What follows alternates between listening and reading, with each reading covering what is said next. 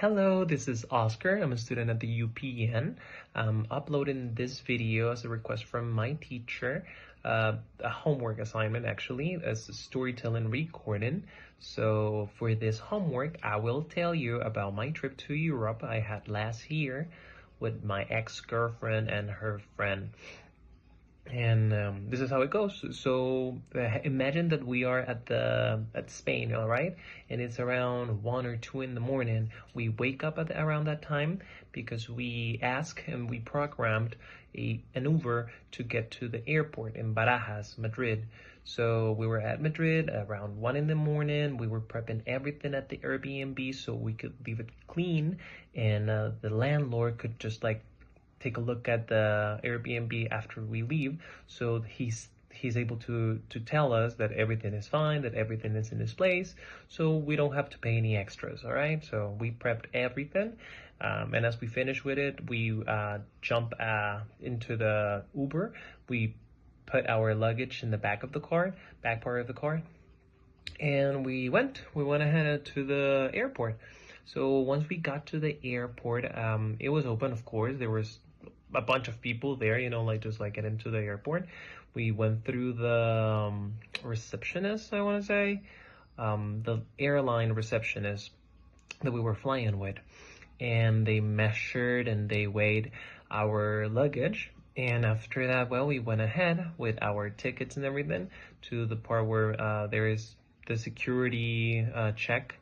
We went under that, everything went fine, and after we finished with the security check, we started looking for the VIP lounge, and we noticed, or as we looked it up in our phones, it was closed. It was not going to be open till around 4 in the morning, I want to say 5.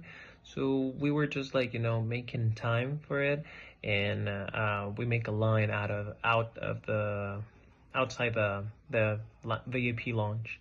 So as they opened it, everything was just like showing their passports and showing their VIP passes. So they were just like, really easy to it was really easy for them, like just like to go inside, as we did too. Inside of the VIP lounge, we were able to eat our first breakfast. I picked some croissant and some ham, some toasts, and orange juice. I liked orange juice a lot, so yeah, that's what I went with.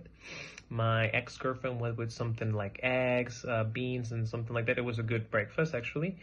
And her friend had something simple, bakery stuff. I can't remember real good. We had some conversations. We were talking about what we were expecting for the next year.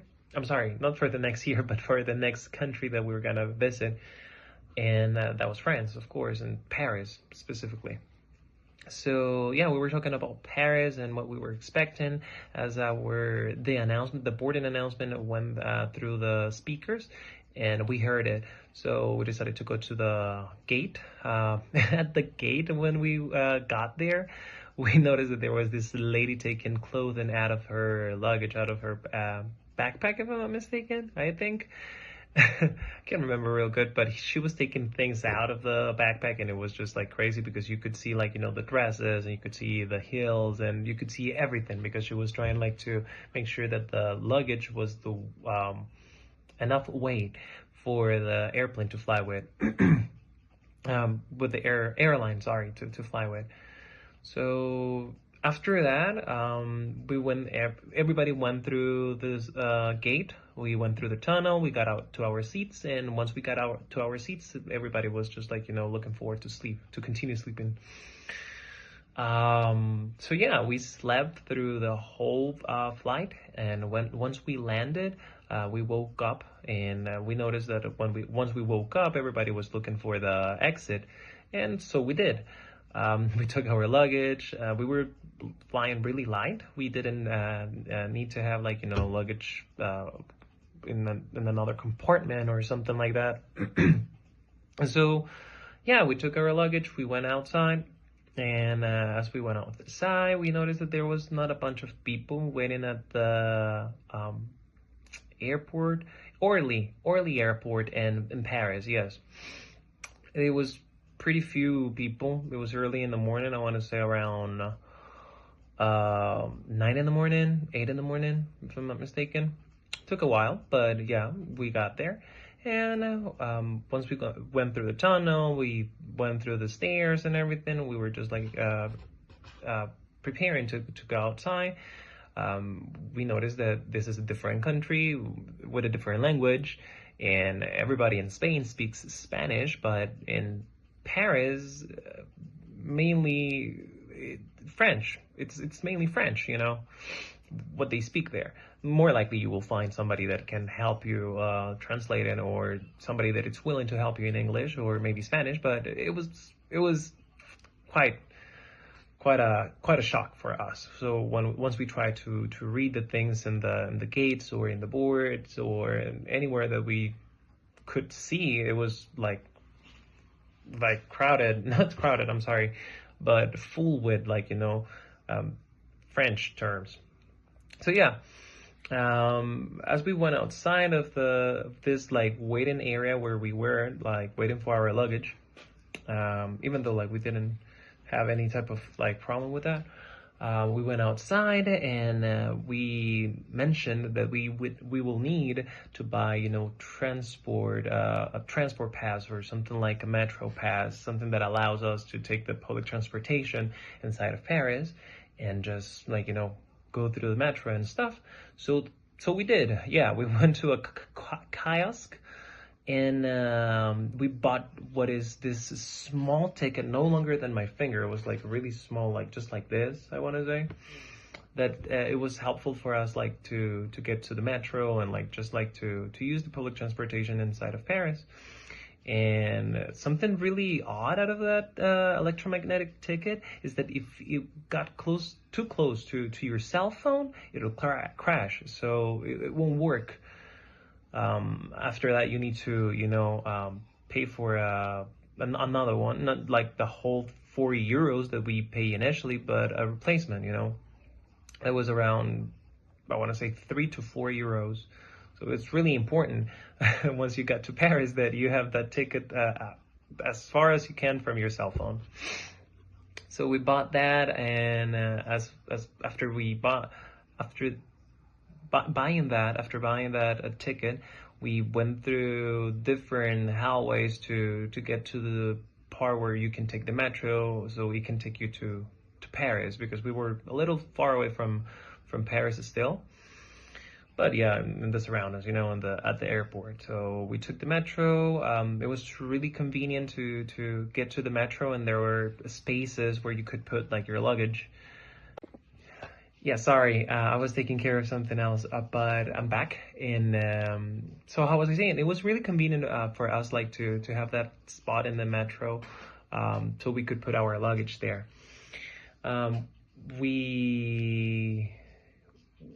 We were just like, you know, waiting at the metro like to get to our the stop the closest to the Airbnb, and we realized that the Airbnb was not open till 3 or 2 in the afternoon. I'm not quite sure why the landlords do that, but as we were inside of the metro, just like, you know, talking about where we were gonna stay, we noticed that it was not going to be open till that hour.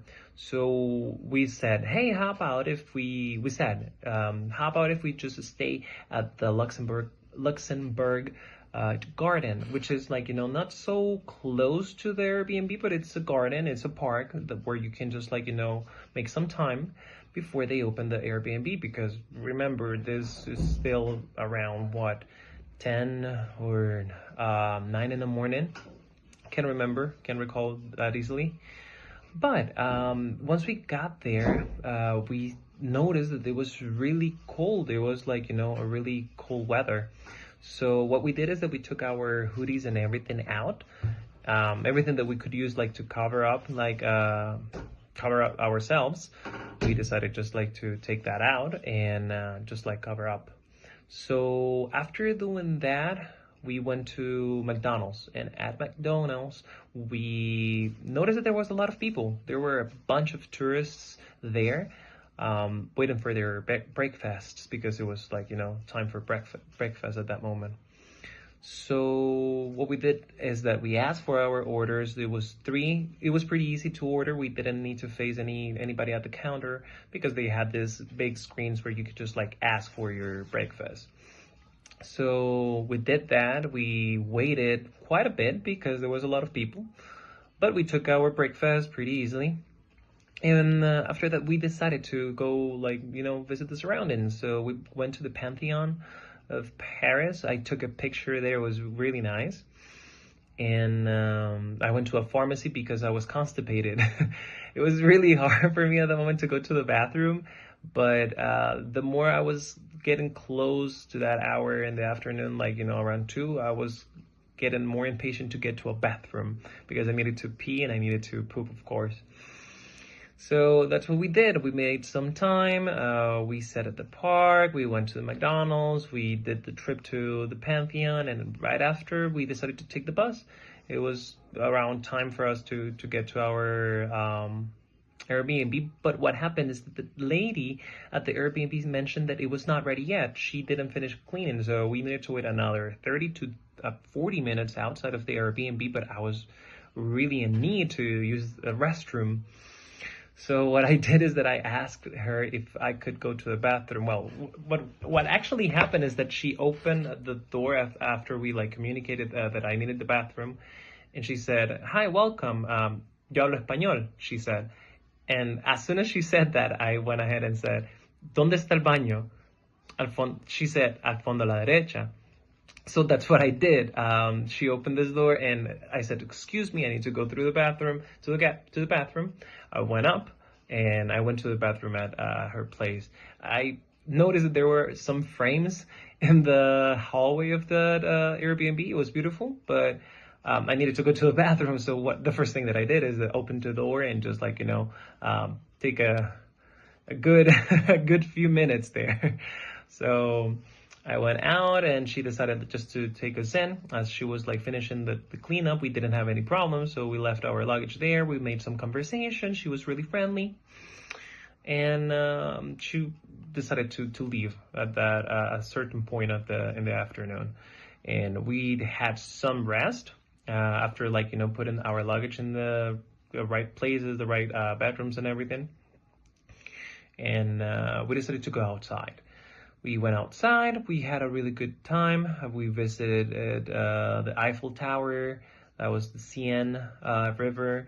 And if I'm not mistaken, Louvre, I guess that's the name, or Louvre. I'm not quite sure how they pronounce that. I don't know much French. But yeah, we visited those places. It was a good activity, really good night. And one of the things is that they were developing in France the Olympic Games. So there was a lot of merchandise there about the Olympic Games. I do have actually a pin in my badge that I used to work that it's from those Olympic Games. So it's really cool. And overall, I would give France a 2.5 out of 5. It was not really good, just to face that cold weather and that time that we needed to wait for just to get to our Airbnb. So that's something that takes, some points out. But the monuments and the people there, the people is beautiful, and the monuments too. So that gives some points to that story. With that said, yeah, I would definitely go back and give it another try. Maybe in spring, maybe in the fall. But yeah, it was a really nice experience to me, and I hope you liked it. Thank you so much for listening. Goodbye.